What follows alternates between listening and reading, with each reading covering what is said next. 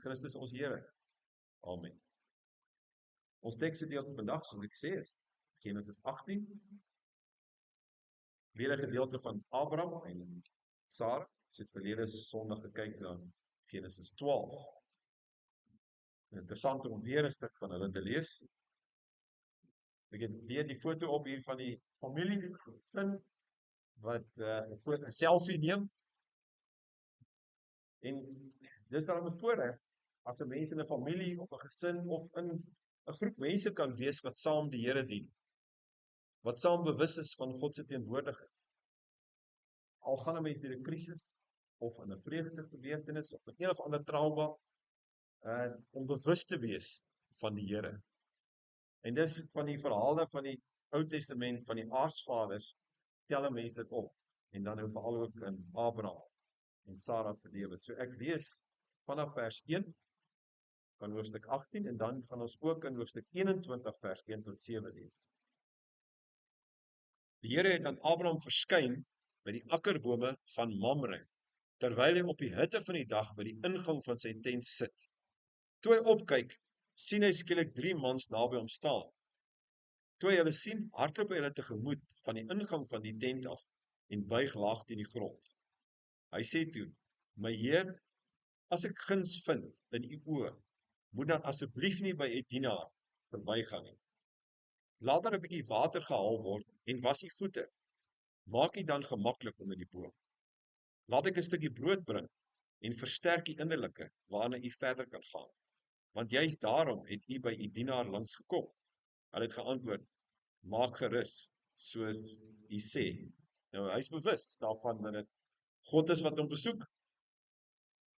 En Abraham gaan toe haastig in die tent in na Sara toe en sê: "Neem gou 3 sia meel, dis maar watersmeel, gesifte meel, knie dit en bak roosterkoeke." Nou, dis nie vinnig nie, né? Nou met sy roosterkoeke bak. Daarna hardloop Abraham na die beeste. Neem 'n jong bulkalf, nou is hy's 100 jaar oud en hy hardloop.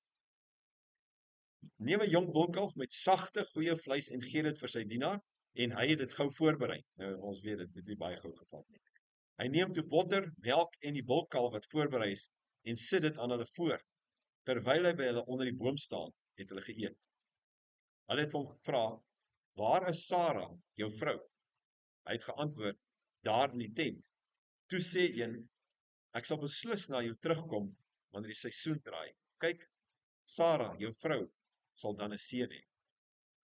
Sara het gestaan en luister by die ingang van die tent, wat agter hom was.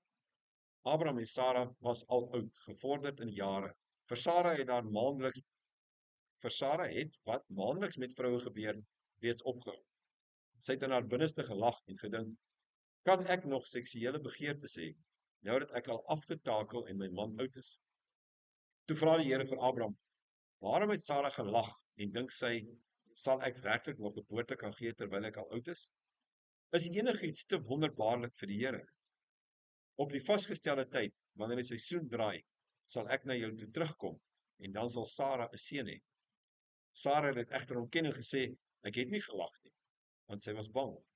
Hy het gesê: "Nee, maar jy het gelag." Die Here het na Sara omgesien soos hy gesê het, en die Here het aan haar gedoen soos hy beloof het. Sara het swanger geword en vir Abraham op sy ou dag 'n seun in die wêreld gebring. Dit was op die bestemde tyd, soos God hom beloof het. Abraham het die seun wat vir hom gebore is, wat Sara vir hom in die wêreld gebring het, Isak genoem. Abraham het sy seun Isak besny toe hy 8 dae oud was, soos God hom beveel het. Abraham was 100 jaar oud toe sy seun Isak vir hom in die wêreld gebring is. Sara het gesê: "'n lag het God vir my beskik. Elkeen wat dit hoor, sal my toelag." Verder sê sy: "Wie sou vir Abraham kon aankondig, Sara laat kinders maar drink, want ek het vir hom op sy ouderdom 'n seun in die wêreld gebring." Dis 'n interessante stuk. Ons het in hoofstuk 12 gesien dat die Here voorbegin het met Abraham en Sara, nadat die mensdom totaal weggedryf het van God af. En soos hy met Adam en Eva begin het, met 'n man en vrou, begin hy ook in hoofstuk 12 weer. En hy beloof daar in hoofstuk 12 vir Abraham, toe hy aan hom verskyn het: "Ek gaan jou seën, ek gaan vir jou 'n seën maak vir die wêreld, vir die hele mensdom, en ek gaan vir jou nageslag gee." Maar toe al kon Abraham en Sara nie kinders kry nie. Toe was hy 75 en sy so 65.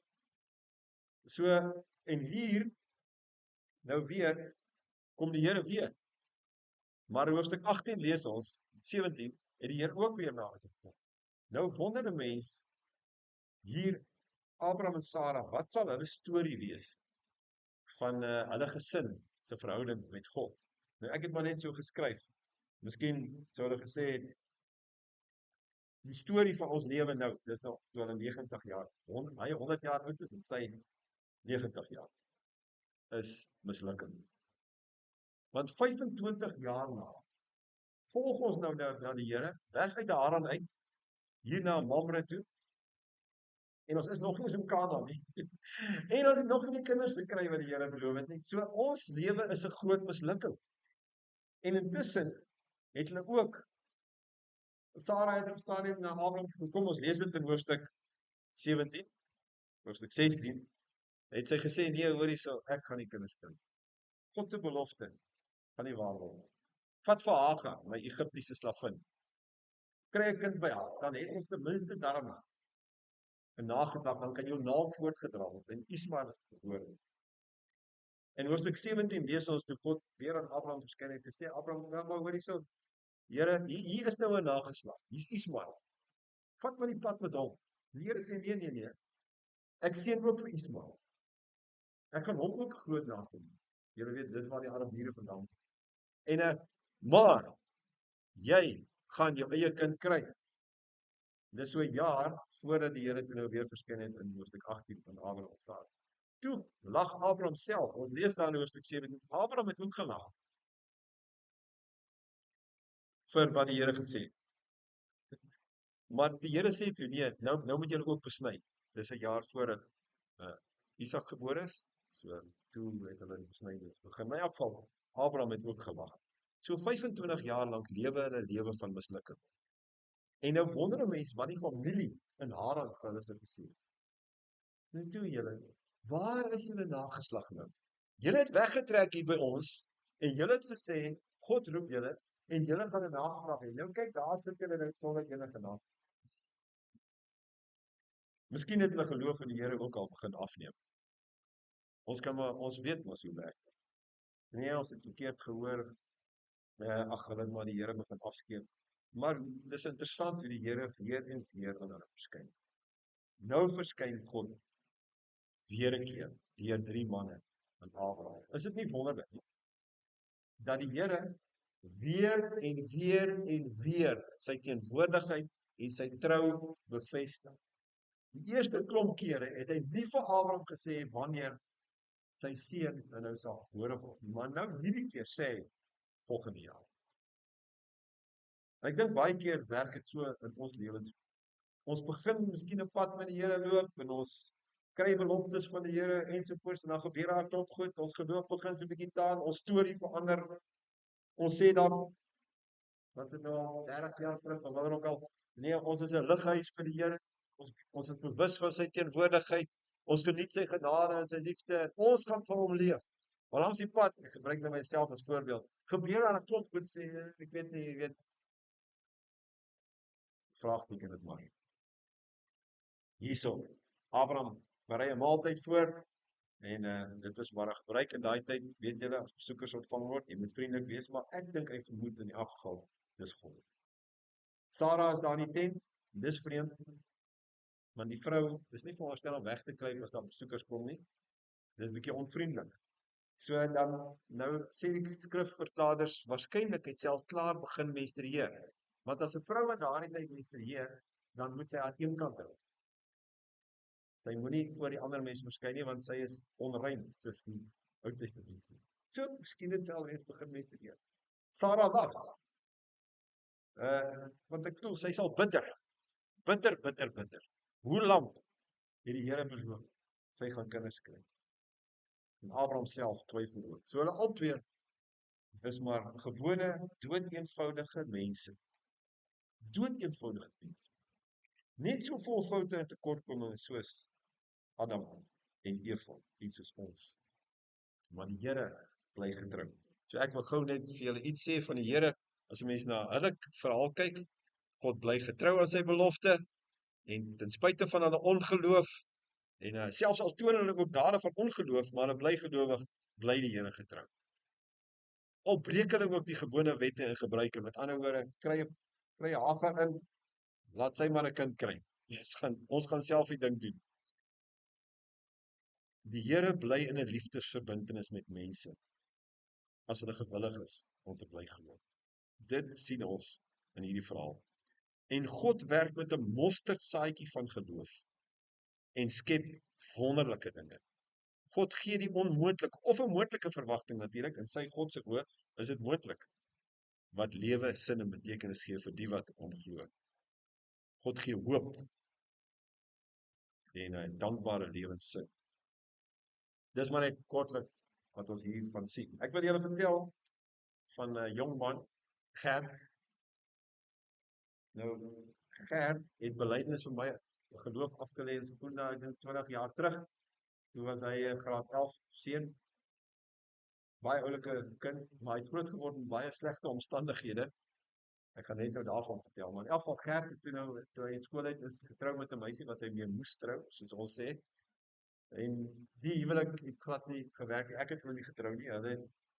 Ek weet nie waar hulle getrou het. In elk geval, ek het toe weer vir hulle opgetel vir hom nadat hy weer geskei is.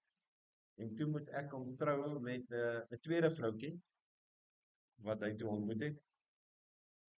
En hulle was so 'n jaar getroud, toe kry hulle 'n seentjie. Sy naam is Sion. En die seentjie was 6 maande oud. Toe is die seentjie net dood. Dit was 'n verskriklike ding. Dit was die aand in die huis, dan lê die seentjie gaan 2 keer by die hospitaal, toe weer teruggekom huis toe, en die aand toe groot krisis, die seentjie is dood. Toe ek was die volgende oggend vroeg daar by hulle, toe is die hele familie daar, haar ouers en sy ouers, en dit is 'n verskriklike ding. In elk geval die seentjie is dood, Sion, 6 maande oud. En die man, Gert, en sy vroutjie, het deur baie gegaan. Julle weet, dis hoe dit is, en dit was verskriklik. Hulle het geworstel, ek het moes 2 keer na hulle toe gaan na die tyd, want hulle het gevoel, God is onregverdig.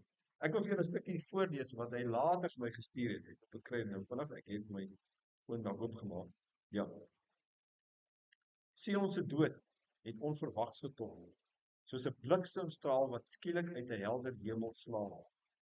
Geen ouer verwag om 'n kind te verloor nie. Dit is 'n nagmerrie wat niemand ooit wil beleef nie. Toe Sion sterf, het my wêreld in duie gestort. Ek was oorweldig deur 'n gevoel van onreg, 'n intense gevoel dat hierdie verlies nie regverdig was nie. Dit was moeilik om te verstaan waarom dit gebeur het en waarom God, wat ek altyd as regverdig beskou het, dit toegelaat het. Ek gaan nie die hele stuk lees nie. Hy het gebly kommunikeer met my en ek het gebly kommunikeer met hulle. Toe, ek dink 'n jaar daarna, toe word die vroutjie weer swanger. En dit was vir hulle dramaties. Hulle het baie gebed gevra. In elk geval, 'n dogtertjie is toe gebore en ons het die voorreg gehad om die dogtertjie later nog te doop, Milanyn. Hulle storie saam met God is uniek, soos ons elkeen se storie. En Gert het geworstel met die feit dat God is mos 'n regverdige God. Dit was die ding wat hy mee geworstel het. Hoe kan so 'n onregverdige ding gebeur teenoor my en my nuwe vrou? En die nuwe pad wat ons begin doen. Hierdie wonderlike Sion, 6 maande oud. Dis mos totaal onregverdig. Nou kan 'n mens jou indink hoe Abraham en Sara worstel met 'n konsep van God wat hulle gehad het, wat net nie meer werk nie. Hierdie God het beloftes vir ons gegee. Hy het ons geroep om by Paal, Tera, uit Ur van die Galdeërs. Hy het gesê ons gaan in Kanaan aankom, die beloofde land. En toe gaan ons uit waaraan uit, waar ons ook tuis was. En hy stuur ons eers na hierdie wêreld toe, 'n vreemde wêreld, weg van ons familie. Hier is geen nageslag nie. Wanneer gebeur dit dan nou? Jy kan hoor, worstel. Ons lees so vinnig oor hierdie goed, maar die worsteling wat hulle met God gehad het. En dat die Here elke nou en dan kom verskyn en sê, wat ek beloof het sal gebeur. Gert en sy nuwe vroukie geworstel met 'n onregverdige volks. Maar in hierdie worsteling en krisis, in geloofskrisis, mense wat bly vashou aan die Here, bly sê, maar Here, ek ervaar jy is onregverdig, maar ek hou vas, Here. Gebeur iets met hulle, iets wonderliks.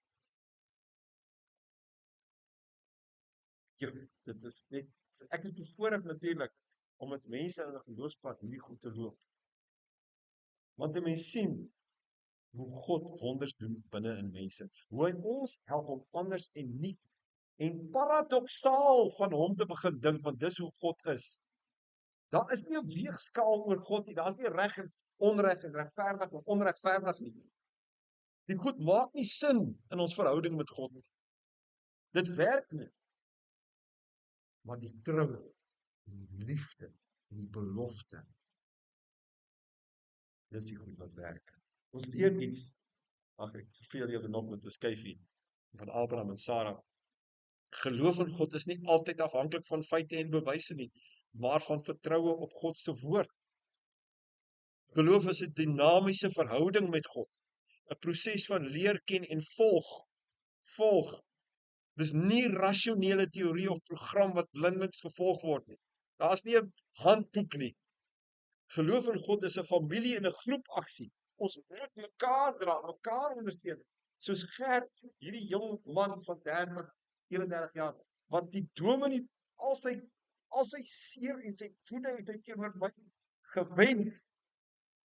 Want hy kon dit nie teen sy vrou nie, hulle albei sit in hierdie krisis, of in sy familie nie. Maar hy het dit gedoen, binne die geloofsfamilie. En die foute en die verkeerde keuses is deel van ons geloofspad. Moenie God of mekaar die skuld gee nie. Julle weet hoe dit werk, as daar seer en pyn is. Iemand moet die skuldige een wees. Dis veiliger dat dit God is. Ek sê nou vir u. In die pastoraat weet ons, dis goed as mense vir God kwaad is. Dis 'n wonderlike ding. As hulle vuis oplig teenoor God, wat hulle as onregverdig beleef. Dit bring genesing. Ons moenie mekaar aanval, mekaar beskuldig. En dan geloof in God is 'n lewensveranderende keuse, dis nie 'n halfhartig aanpak nie. Dis 'n moeilike pad. En geloof in God verander my identiteit en my lewensdoel. Dis waaroor geloof ons lewe gaan, disipelskap van die Here. Ons word verander. Ons bly nie dieselfde nie. Maar as ons dit saam met die Here doen, dan is dit goed. Gert se ma, se naam is Ansel. Nou toe hy belydenis van geloof afgelê het ek haar leer ken en 'n jaar daarna toe bel sy my of sê sy nee, ek moet kom help in hulle huwelik en ek het gesien daar's probleme. Maar toe is sy met haar tweede man getroud, 'n totale alkoholist. En die man het vir haar vreeslik geslaan. Sy was totaal mishandel. En haar seun wat toe nou graad 12 is, het ook, hy wil al die stiefpa te lyf gegaan het, Gert. So, was verskriklike trauma. Op die ou end het ek met hulle twee, haar na man, maar die ou is net, hy's nee. So op die ou end sê ek maar, luister, jy moet skei. Sy sê, dominee, dis my tweede man, my tweede keer, hoe kan ek weer skei? Ek sê, luister, jy moet skei. Sy gaan deur die trauma en sy skei. En sy was 4-5 jaar geskei, toe hoor ek weer van haar. Bel sy my, sy sê, dominee, ek wil trou. Ek sê, ek gaan na haar toe, na derde man. En ek het die huwelikstorie, en hulle het getrou in hulle tuin, daar in die huis, 'n totale ander man. Met glad nie, drink nie, alles, wonderlike man. In elk geval, hulle storie, haar storie, Gert se storie. Hulle, dink ek, sal sê, ons storie is 'n dankbare storie saam met God. 'n dankbare, stikkende, brose storie saam met God. En op 'n sekere sin, Abraham en Sarah, so ook 'n unieke storie kon vertel, na Isak se geboorte. Sarah sê iets hierso, Die mense lag vir my. Het julle dit gehoor? Die mense lag vir my. Ek is die een wat nie kon kinders, 99 jaar, en nou kry ek kind, nou voed hierdie kind. Die mense lag vir my. Maar dis 'n dankbare, broodse, wonderlike, diep, lewegewende verhouding met God. Is dit nie 'n voorreg?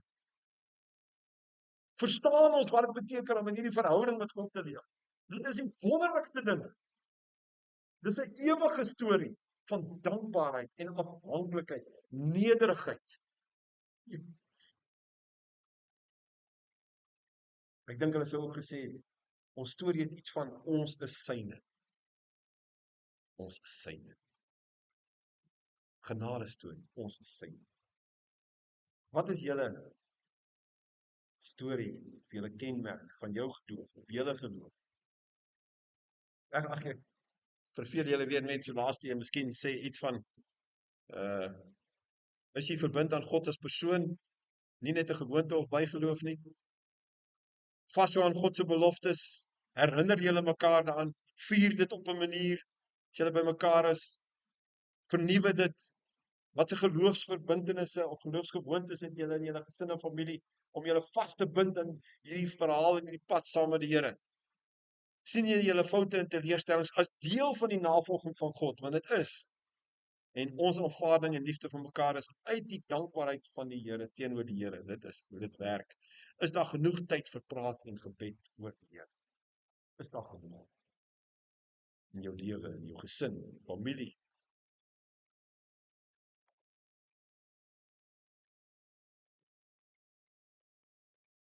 Hierdie ontmoeting van God met Abraham en Sarah, daar by die boom van Mamre, is 'n misterie.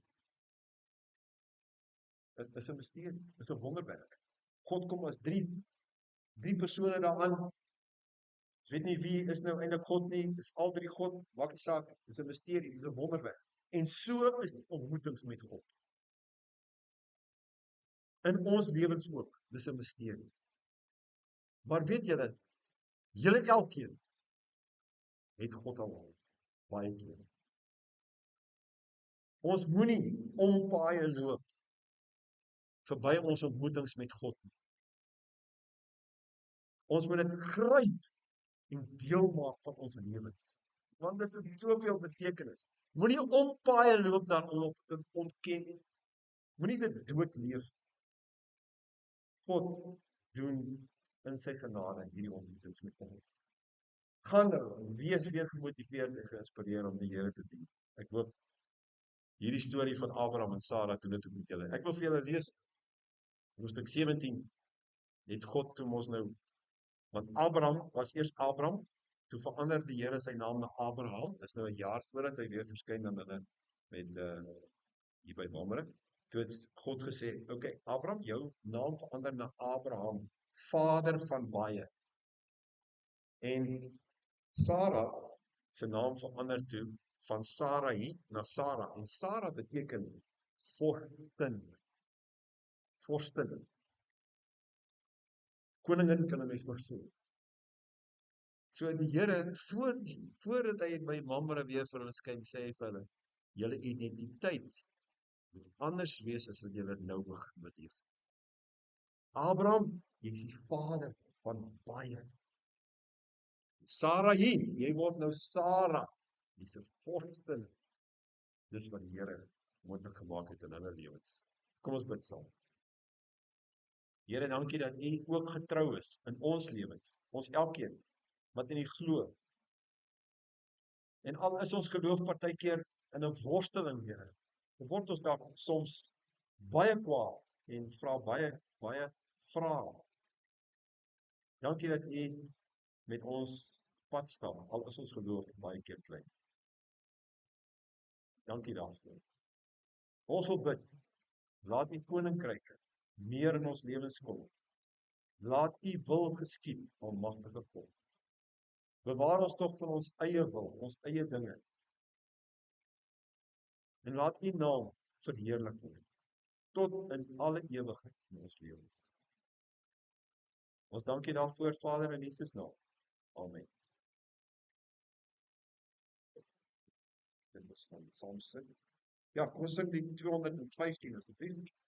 Ons kan Kom ons sit net so dan sê ons vers 1 tot 5.